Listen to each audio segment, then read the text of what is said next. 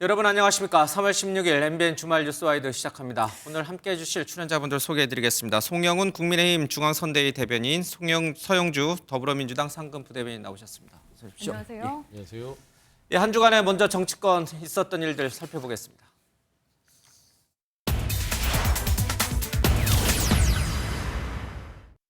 그리고 또 저기 DMZ는 멋진 거 있잖아요. DMZ. 발목질에. 그러니까 아니 그리고 DMZ에 들어가고 이 경품을 내는 거야. 발목질에 밟는 사람들한테 목발 하나씩 주는 거야.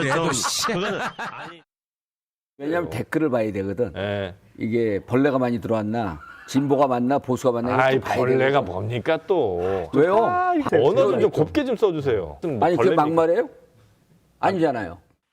경선 과정에서 문제가 있었다라고 하면 박용진 후보도 그런 대상이 될 수가 있었겠죠. 근데 이건 경선 자체가 절차적 과정에 문제가 없고 결론이 난 거 아니겠습니까? 그 이후에 정봉주 후보의 발언에 대한 문제이기 때문에 이것은 재추천 의결로 가는 거고, 그렇다고 하면은 해석의 여지가 없이 전략 공천으로 간다, 이렇게 보면 되는 것이죠.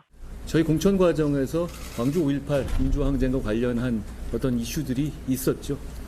저는 오히려 그 과정을 통해서 저와 우리 국민의힘이 5.18 민주화 항쟁을 어떻게 받아들이고 우리가 어느 정도로 존중하는지를 오히려 선명하게 보여드렸다고 생각합니다. 그 대리인들이 모습들이 제 역할을 하지 못하고 주인에게 달려들면 어떻게 해야 됩니까? 심판해야죠. 문책해야죠. 그래도 안 되면 해고라도 해야 되지 않겠습니까? 예, 양당 모두 과거 발언이 논란이 됐던 이 후보자들을 낙마시키고 있습니다. 먼저 민주당부터 좀 살펴보겠습니다.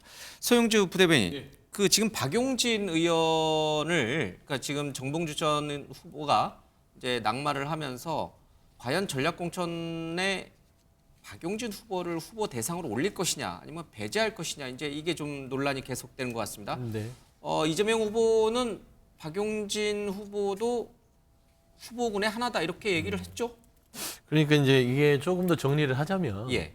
그러니까 이제 박용진 의원 같은 경우는 경선 관련해서 재심 신청을 했죠. 그래서 어제 저녁에 재심에 대해서 검토를 했습니다. 예. 그러니까 재심이 기각됐습니다. 그러니까 재심이 기각된 상태이기 때문에 결국에는 차점자인 박용진 의원을 올리지 않겠다라고 결정이 된 것이죠. 사실상 배제된 거였죠. 그렇죠. 그러니까 그건 따로고요. 예. 그러니까 차점자를 올리지 않겠다는 결정. 그다음에 이제 두 번째는 그러면 이 강북을에 대해서는 전략적으로 지정한다. 그리고 전략 지역이 돼 전략 경선 지역이다. 그래서 누구 3자를 한 명을 딱 이렇게 지정하는 게 아니라 여러 사람들을 검토한 끝에 하나를 정하겠다는 거거든요. 네. 예. 그 중에 박용진 후보도 자율적으로 판단할 수 있다. 그러니까 배제하지는 않는다. 들어올 수 있으면 들어와라. 뭐 이런 얘기입니다. 예. 네, 그러니까 여론 경선 과정에서 차점자인 박용진 후보를 차점자인, 그러니까 1위를 한 정봉주 후보를 탈락시켰으니 2위가 이제 올라가는 게 우리가 상식적으로 맞는데, 그러지는 않고 네, 다시 그러지는 않고 전략 경선을 한다. 네, 그 후보 전략 중에는 경선을 박용진 후보가 들어간다. 들어가도 무방하다라는 게 지금 현재 전략 경선의 전체적인 이제 룰 세팅을 한 것 같아요. 예. 근데 이제 제가 알기로는 박용진 의원 같은 경우는 참여하지 않겠다는 의사를 좀 밝힌 걸로 알고 있고요. 그다음에 이제 전략 경선 지역이기 때문에 한 명을 뭐 이렇게 낙하산처럼 내린다는 어떤 오해가 있기 때문에 예. 어떤 절차적 정당성을 거치겠다는 그런 판단을 한 것 같습니다. 그러니까 전략 경선이란 말이 굉장히 좀 생소합니다. 그러니까 과거 경선 방식인 여론조사나 이런 걸 할 물리적 시간은 안 되니까 공간위에서 누구를 지정하고 그 3명의 후보 중에 만약에 4명의 후보든 그리고 2명의 후보는 그 후보 중에 그럼 당원들과 일반인들이 다시 한번 어떤 방식이 여론조사 방식인지 모르겠으나 네네. 그 방법은 저 물리적으로 불가능할 것 같고, 어떤 식으로 그러면 후보를 결정한다는 거죠? 그러니까 그게 그 룰 세팅을 어떻게 할지는 지금 또 논의를 할 것 같아요. 근데 막 경선이라는 것은 예. 어떤 말하자면 꼭 투표가 아니더라도 한 명이 아닌 여러 사람과의 경쟁을 시켰다는 게 경선 아닙니까? 예. 그러니까 지금 현재 여기 정봉주 후보가 이제 공천 취소가 되는 마당에 누구 이렇게 거론되던 분이 있었잖아요. 네. 그 둘 중에 하나를 선택해서 보내지는 않겠다는 거죠.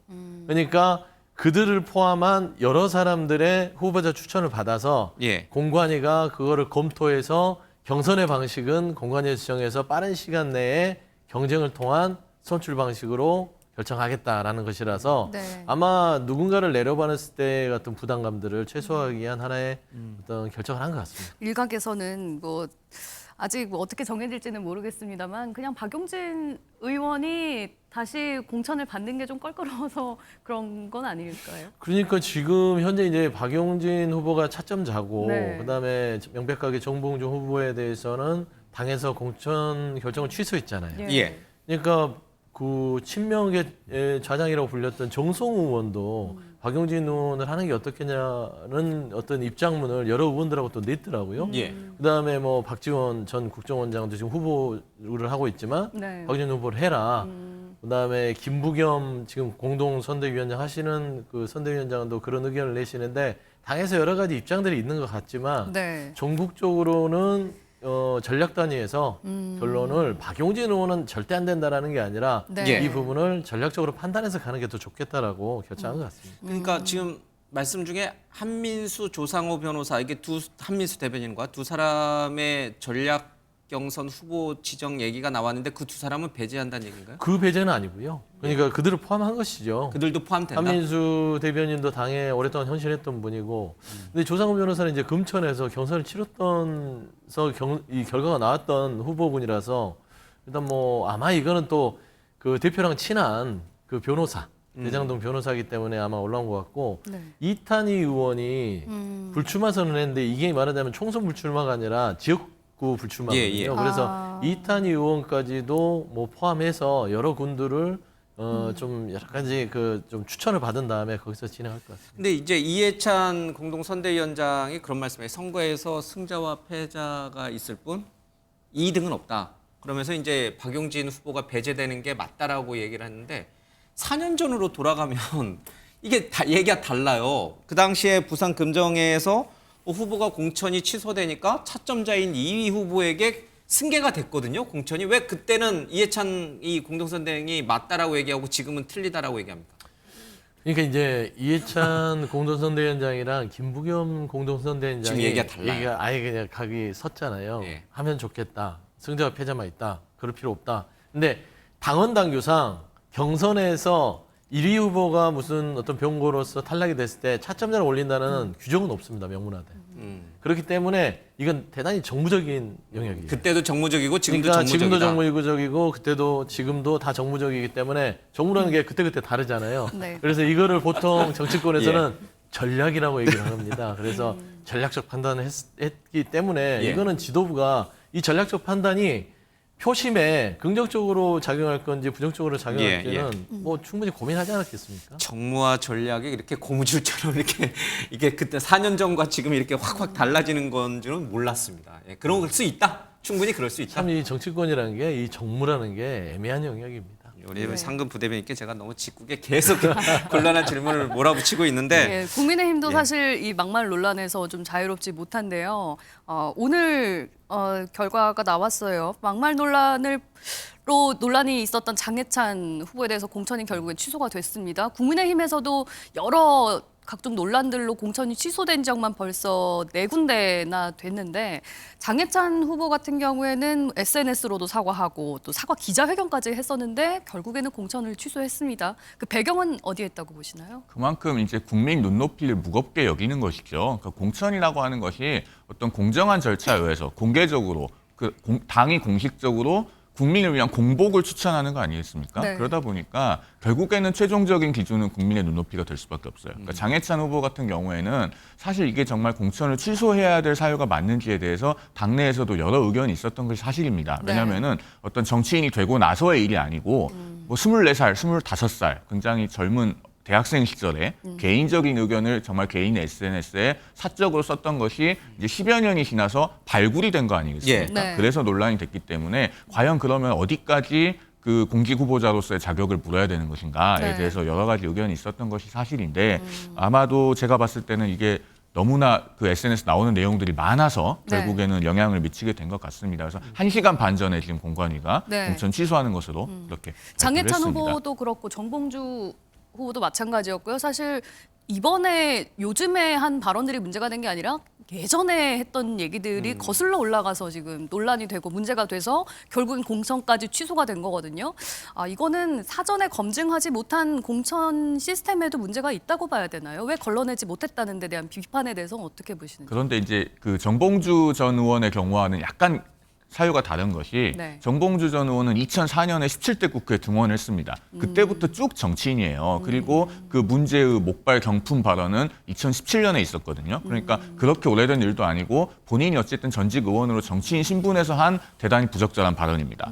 매우 잘못된 발언이죠. 네. 반면에 이제 장해찬 전 후보 같은 경우는 그 당시에 24살, 25살이었기 때문에 사실은 어떻게 보면 대학생으로서 굉장히 치기 어린 그리고 어떤 자신의 감정을 굉장히 여과 없이 표현한 이제 그런 경우에 해당하는 것 같아요. 정치인의 그러면은- 신분이 아니었기 그렇습니다. 때문에 상황이 다르다. 그렇습니다. 그러면은 어떤 그 공천을 신청한 후보자라고 해도 그러면 페이스북을 뭐 10년 전 것까지 봐야 되느냐, 예. 15년 전 것까지 봐야 되느냐. 네. 지금 그 양당의 음주운전 같은 경우도요. 심지어 기준을 보면은 뭐 10년 이내 몇 회, 20년 전 몇 회 뭐 이렇게 돼 있습니다. 네. 그다음에 민주당도 뭐 5년, 10년, 15년 이렇게 돼 있는 걸로 알아요. 그러면은 하다못해 음주운전도 그러할진데 그러면은 개인의 발언을 10몇 년 전 것까지 다 뒤져서 한 줄 한 줄 공관위가 검증해야 되느냐의 문제는 있어요. 예. 그러나 어쨌든 그게 언론으로부터 문제 제기가 됐고 국민적으로 굉장히 시선이 집중되고 있고 그것에 대해서 당사자가 사과를 했음에도 불구하고 논란이 가라앉지 않고 있기 때문에 네. 그렇다면 공당으로서는 국민 눈높이에 맞는 결정을 할 수밖에 없는 것이죠. 그러면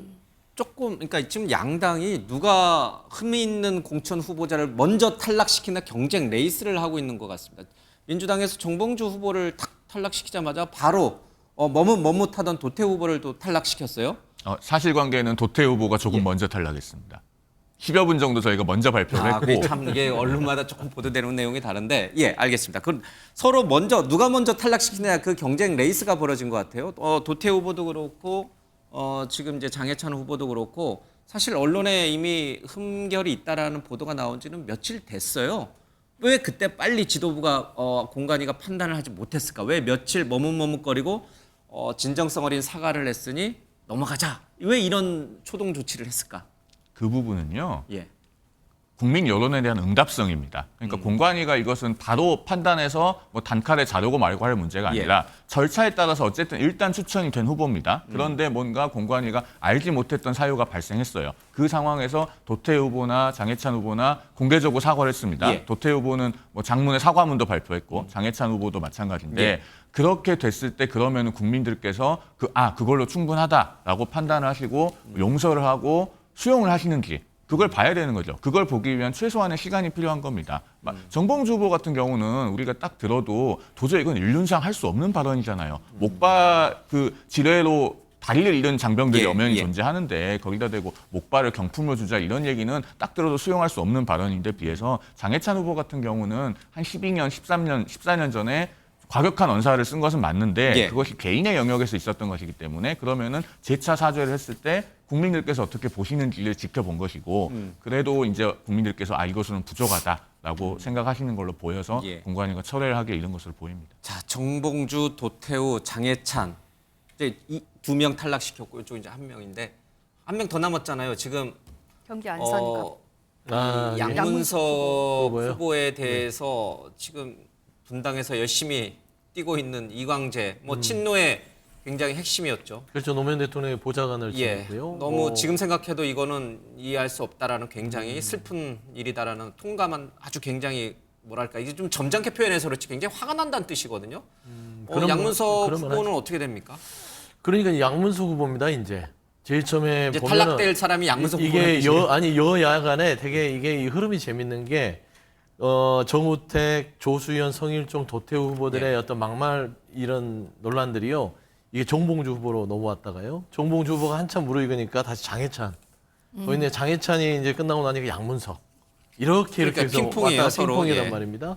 그래서 이제 막말이라는 부분들을 살짝 제가 얘기하면 선거를 앞두고 막말은 독 같은 겁니다. 놔두면 몸에 퍼져버려서요. 마비가 돼버리거든요. 사전에 빨리 차단을 하는 것들이 경우에 성패가 있기 때문에 이렇게 민감한 건데 양문석 후보 지금 관련해서는 지금 이광재 후보 그다음에 임종석 전 실장도 메시지를 냈고요. 그다음에 정세균 노무현재단 그 전 총리 이사장이죠. 지금 굉장히 화를 내셨어요. 근데 양문석 후보 같은 경우는 이게 과거 발언이라 하더라도 노무현 대통령, 전 대통령의 정신은 민주당의 기본적인 뼈대입니다. 네. 근데 노무현의 정신을 부정하는 듯한 노무현 대통령을 노무현 씨 불량품, 역겹다 이렇게 표현하면서 살아왔고 여기에 대해서 구체적인 사과나 이런 게 없었기 때문에 예. 이 발언이 지금 드러났을 때 오래된 일을 하더라도 네. 이건 당내에서는 상당한 부담감을 느끼거든요. 그런데 이재명 대표는 그렇게 심각하게 받아들이지 않고 있는 것 같아요. 정치인이 정치인 공격하는 건 문제가 아니다. 뭐 여기에 대한 입장은 어떻게 그러니까 생각하세요? 이제 정치인이 정치인 공격하는 건 문제가 아닐 수 있습니다. 원론적으로. 그렇지 않겠습니까? 네. 어떤 개인이 어떤 누군가를 평가하고 예. 거기에 대해서 책임을 지면 되는 것이에요.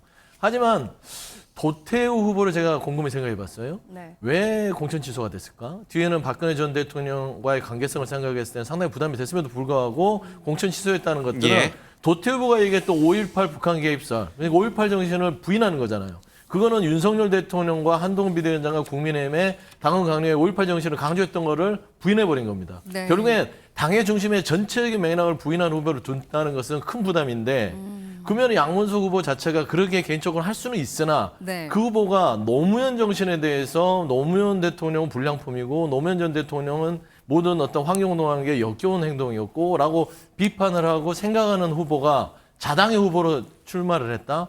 이거는 조금 같은 맥락에서 생각해야 되지 않을까라는 차원에서 우려를 표현하는 분들은 그런 비판을 합니다. 저 역시도 개인적으로는요. 네. 노무현 정신이 이 민주당의 성장을 이끌었다는 거, 그 다음에 김대중 대통령의 정신이 있다는 거, 이 두 정신을 부인하는 분들은 민주당 안에서 정치를 해야 되나요? 라는 생각이 좀 듭니다. 뭐 다른 당에서 정치를 하는 게 더 맞지 않을까? 그럼 이거는 이제 양문석- 서부 대변인 제 개인적으로 개인적인 생각이죠. 근데 그러니까 낙마가 맞다는 얘기죠. 아니, 공천 취소하는 게 맞다는 그런 뜻이죠. 분위기가 팽배해 있으나 이재명 대표께서 이 부분에 대해서 나름대로 좀 눌러가면서 가자는 의미는 이게 눌러진다고 눌러지겠어요? 이게 그러니까- 중도층 표심에 영향을 안 그러니까 주겠어요? 이제 그 표심을 고민을 해야겠죠. 근데 처음에 이런 부분들에 대해서 이재명 대표의 발언들은 정치인 욕할 수 있는 부분도 있고 노무현 대통령께서도 욕을 할 수 있는 자유는 국민한테 있는 것이다라고 했지만 이거는 막말 논란이 여기까지만 했으면 좋겠다. 이제 더 이상 양문석 후보가 나오면 또 당내에 누구 다른 막말 후보들을 계속해서 쳐내야 되는 차원에서 아마 그런 고민과 어떤 여러 가지 의미를 담고 해명하지 않았나 그런 생각합니다. 양문석 후보랑 장해찬 후보가 정말 각 당의 마지막일까요? 그랬으면 좋겠습니다. 예. 양문석 후보만 있는 게 아니죠. 뭐 양문석 후보 얘기를 좀 하면은 지금 정봉주 전 후보나 양문석 후보 같은 경우가 민주당 비명행사 공천의 민낯을 보여주는 겁니다. 양문석 후보 상대방 누구였습니까? 전해철 의원이잖아요. 하위 20% 들어가지고 20% 감산받고 경선 치렀고 결국에는 양문석 후보처럼 과거에 막말을 했던 후보가 예. 이겼습니다. 네. 또 박용진 의원도 하위 10%에 들어가지고 30% 감산을 받았고 그렇게 하니까 도저히 입에 담을 수 없는 망언을 했던 정봉주 후보가 이겼어요. 예. 이렇게 진행된 게 민주당의 비명행사 공천이에요. 그리고 양문석 후보 같은 경우는 사실은 그 노무현 전 대통령에 대한 존중만 부족한 것이 아니라 국민에 대한 존중이 부족하죠. 우리가 국가 원수에 대해서 예의를 갖추는 거는 그 개인에 대해서 예의를 갖추는 것이 아니라 그걸 선출한 국민에 대한 존중입니다. 예. 네. 그리고 이 양문석 후보는 비명에 대해서 바퀴벌레라고까지 하지 않았습니까? 그렇게 해서 민주당 내에서 당직 정지 3개월 징계도 받았는데 그 당시에 양문석 후보가 당직을 갖고 있지 않았어요. 그래서 솜방망이 징계라고 비명계에서 지적했던 그런 전례도 있기 때문에 요즘 민주당에서 조속히 정리를 하시는 게 민주당의 총선에 도움이 될 거라고 근데 봅니다. 이게 사실 막말 논란 나왔을 땐 누가 누구에게 이렇게 서로 비판할 수 있는 그런 처지는 아닌 것 같아요. 네, 예. 근데 이제 저는 막말 논란은 초기에 빨리 결정하고 가야지 뭉개고 있으면 효과가 없습니다. 도태우 후보 같은 경우가 아주 오랫동안 고민하다 보니까 도태우 후보를 공천 정리를 했음에도 불구하고 5.18에 대한 호남 민심이요 이미 퍼져버렸거든요. 제가 왜 막말을 독이라고 하냐면 빨리 끊어줘야 퍼지는 걸 막고 이만큼만 도려내거든요. 놔두고 그대로 가면요 온몸이 퍼져서요 정말 손실이 큽니다. 예를 들어서 양문석 후보가 노무현 씨는 불량품이다. 노무현이 불량품이면 민주당이 불량품이라는 소리입니까? 이 정도로 등치되는 우리 지지층들이 많다는 차원에서는 예. 이건 빨리 지도부가 결정해야 될 문제지 않냐라고 생각합니다. 네, 여야 모두 이제 남은 빈자리들을 어떻게 메꿔 나갈지 예. 좀 지켜봐야 될 것 같고요. 이 문제도 있습니다. 해병대원 사망 사건 수사 외압 의혹을 받고 있는 이종섭 주 호주 대사를 두고 대통령실과 또 야권의 대치가 만만치 않은데요. 야권에서는 피의자 빼돌리기 아니냐, 수사 회피하기 위한 도주성 아니냐 이런 식으로 비판들이 많이 나오고 있습니다. 국민의힘 내부에서도 임명 철회해야 되는 건 아니냐 이런 위기감의 목소리가 나오고 있는 것 같은데 송영훈 대변인님께서는 어떻게 보고 계시나요? 그렇게 우려하는 목소리가 있는 것은 사실인데요. 네. 그런데 이제 와서 임명철회를 할 수는 없습니다. 왜냐하면 이미 대사가 부임을 했고 네. 그 앞에 호주에서 아그레망도 나왔지 않습니까? 예. 그런 상태에서 지금 임명철회를 한다는 것은 대단한 외교 결례죠. 그렇게 할 수는 없는 것이고 그리고 몇 가지 좀 팩트를 짚어볼 필요가 있는데 일단은 이종섭 대사는 조사를 받고 나갔습니다. 공수조사를 받고 나갔고 언제라도 본인이 들어와서 조사를 받겠다는 입장을 보이고 있고 네. 외교부에서 이미 밝혔는데 다음 달에 재외공관장 회의를 위해서 이종섭 대사가 한국에 들어옵니다. 네. 그때 또 조사 받을 수 있는 것이고 지금이라도 언제든지 또 변호인이 공수처와 일정을 조율하면은 조사 받을 수 있겠죠. 네. 그렇기 때문에 마치 어떤 죄가 있는 사람처럼 단정해서 뭐 도주한 것처럼 하는 것은 좀 정치 공세라는 생각이 들어요. 그런데 그리고 굳이 이종섭 주 호주 대사 아니더라도 다른 사람을 임명할 수도 있는 건데 국내에 들어와서 조사도 받아야 되고 또 재판을 받을 수도 있는 그런 사람을 왜 하필 지금 이 시기에 주 호주 대사로 임명을 했느냐? 야권에선 이렇게 비판하고 있는 거거든요. 그런데 그러면은 사실 저희가 민주당에 되물을 수밖에 없는 것이 그러면 이게 고발한 사건이잖아요. 네. 공수처가 뭔가 인지 수사를 하고 있는 게 아닙니다. 고발된 사건인데 고발이 돼서 공수처가 제때 수사를 안 하고 계속 밀어놓고 있으면 그 기간 동안에 그분은 계속 어떤 공직에도 임명될 수 없고 네. 그 외교관으로 기용도 될 수가 없는 것이니까 이걸 묻지 않을 수가 없어요. 고발된 지가 반년이 넘었거든요. 반년이 넘었는데 그 사이에 중간에 출국금지 걸어놓고 출국금지 후에도 2달이 넘게 이종섭 대사를 조사하지 않았어요. 네. 원래 대법원 판례에서도 그 출국금지는 기본권을 제한하는 것이기 때문에 필요 최소한의 기간 동안만 해야 된다고 합니다. 그런데 출국금지 해놓고 2달 이상 조사하지 않은 것은 사실 별로 변명의 여지가 없는 거예요. 그리고 네. 민주당이 이거 관련해가지고 특검법도 발의를 했던데 자, 최상병 사망 사고는 정말 한치의 그 남김없이 철저하게 조사되어야 하는 것은 맞습니다. 예. 그런데 민주당이 발의한 특검법도요. 수사기간이 70일이에요. 네. 그 얘기는 뭐냐면 70일간 수사하면 다 할 수 있다는 거예요. 예. 근데 왜 공수처는 6개월이 넘도록 사람 부르지도 않고 제대로 수사를 못합니까? 그러면은 민주당이 이 모순은 해소해야죠. 공수처가 잘못 만든 수사기관이든가 예. 아니면 특검으로는 해결할 수 없거나 특검 필요가 없든가 네. 이 모순에 대해서 민주당이 답을 해야 될 여러 거라고 가지 생각합니다. 말씀을 해주셨는데 공수처가 지금까지 조사도 하지 않고 있지 않았느냐. 언제든지 한국 들어와서 필요하면 조사를 받겠다라는 입장입니다. 어떻게 반론하시겠어요? 그러니까 호주로 도피시킨 이종석 전 장관에 대한 국민의힘과 대통령실의 변명이 궁색하면 궁색할수록 더 수상한 거예요. 어떤 점이 수상하다고? 아니 공수처가 6개월 동안 수사 안 한 것들에 그럼 공수처가 지금 윤석열 정부와 다른 지금 별도로 거기는 문재인 정부가 그대로 가지고 있습니까? 문재인 정부의 영향력이 공수처에 미칩니까? 공수처도 윤석열 정권 하에 있는 독립적인 수사기관이에요. 그렇잖아요? 6개월 동안 수사하는 게 뭐 공수처가 지금 문재인 정부에서 존재하는 게 아니잖아요. 그러면 그들이 대통령실이나 그 주위에 있는 모든 사람들, 공수처에 있는 모든 직원들이 최수근 상병 수사 외압에 대한 사건에 대해서 눈치를 봤다는 거잖아요. 누구 눈치를 봤겠습니까? 대통령실 눈치를 봤던 것이에요. 그다음에 이종섭 장관에 대해서 도피시켰더니 이 공수처가 6개월 동안 고발된 이종섭 전 장관은 인권 유린을 했다. 잡아놓고 아무것도 못하겠다. 네. 그러면 검찰은 지금 대통령 배우자인 김건희 여사 인권 유린을 몇 년째 하고 있습니까? 수사 안 하잖아요. 뭐 송영길 지금 그 전 당대표는 프랑스에 데려와서 8개월간 인권 유린하고 나서 수사를 했어요.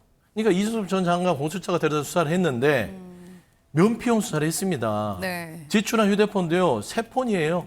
다 바꿨어요. 증거인멸 명백하지 않습니까? 네. 그래 놓고 나서 수사했습니다. 그러니까 출국금지 풀어서 이제 보내는 거에 대해서 공수처가 반대했음에도 불구하고 법무부가 풀어서 갔잖아요. 네. 이런 부분들은요, 누가 보더라도 대통령실 이종섭 전 장관이 수사나 재판에 나갔을 때 이 한껏 쌓여 있는 증거들이 풀어 나갔을 때 더 이상 감내할 수 없이 꼭지점이 대통령까지 온다는 것을 방증하는 것이다. 그런 것이죠. 양쪽의 입장이 이렇게 상반된다는 걸 이제 충분히 들었습니다.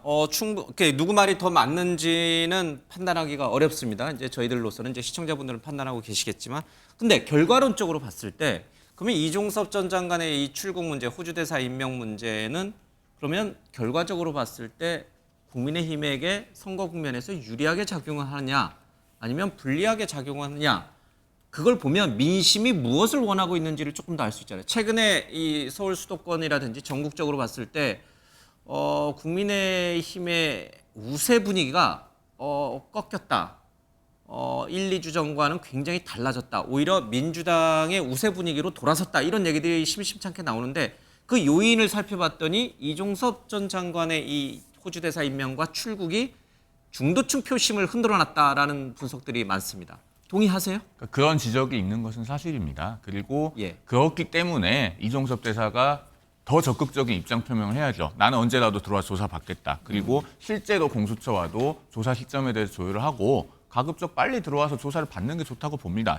이게 사례도 있는 게 2016년에 그 모철민 주 프랑스 대사가 그때도 수사기관에서 부르니까 휴가 내고 한국 들어와서 조사 받았습니다. 예. 그러니까 대사로 어디 나가 있다고 해서 조사를 받을 수 없는 것도 아니고 본인이 적극적으로 변호인을 통해서 일정 조율하면은 조사 받을 수 있거든요. 그러면 지금과 같은 입장, 그러니까 이제 호주 대사 임명을 절대 처리하지 않겠다라는 대통령실의 입장 그대로 가면서 중도층 민심을 달래겠다 이런 전략이신가요? 그건 전략과는 좀 별개의 문제인 것이 아무리 선거 국면이어도 그 국익의 본질적인 부분을 훼손하기는 어려워요. 왜냐하면 이미 대사가 부임을 했는데 이게 만약에 그 임명을 하기로 내정을 하고 예. 아그레망이 나오기 전에 뭔가 그 내정 단계에서 논란이 됐으면 그것은 뭐 철회의 여지가 있을 수도 있어요. 그런데 상대 국가에서 이미 아그레망이 나왔고 그걸 받아서 부임을 했어요. 그러면은 이 상태에서 철회를 한다? 이건 국제적으로 외교 망신이거든요. 그럼 지금 선거의 총선 국면에 불리하게 작용하는 것이 확실하지만 그렇다고 해서 임명 처리를 한다든지 소환을 한다든지 이런 거는 없다. 이대로 간다. 아니 불리한 것이 확실하다고 단정할 수는 없고 그 이제 국민들께서 여러 가지를 종합해서 판단을 하시겠죠. 다만 이제 아쉬운 부분도 있는 것은 사실입니다. 그러니까 임명의 타이밍이나 이런 부분은 사실은 그러니까 인물 자체는 저는 이해가 돼요. 왜냐하면 호주는 쿼드 국가이기도 하고 그래서 안보 협력의 필요성이 굉장히 높고 그렇기 때문에 현 정부의 국방장관 출신이 대사로 부임을 해서 그 안보 협력의 어떤 수준을 격상시킨다라는 맥락은 충분히 이해가 됩니다. 그런데 왜 지금 시점이냐 하는 부분에 대해서는 여러 가지 아쉬움이 있을 수밖에 없고 그러나 이미 부임을 한 이상 임명 철회는 매우 곤란하다는 것이죠. 곤란하다. 예.